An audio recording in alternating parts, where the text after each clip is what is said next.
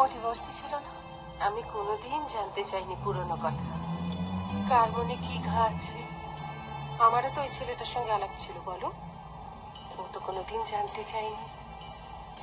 আমার শুধু জলের সঙ্গে কথা বলে মনে হয়েছিল মানুষটা খুব সৎ, আমাকে খুব ভালো রাখবে।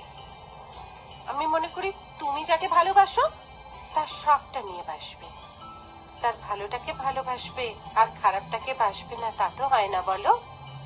আমি অতীতটাকেও যেমন নেব, বর্তমানটাকেও নেব, ভবিষ্যৎটাকেও ভালোবাসবো।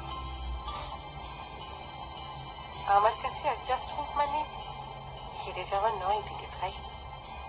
আমার কাছে অ্যাডজাস্টমেন্ট মানে হলো সুন্দর করে বাঁচা। তুমি কিছু দাও, জীবন তোমাকে 2 গুণ করে ফিরিয়ে দেবে। অন্যের সুখে নিজের সুখ দেখা।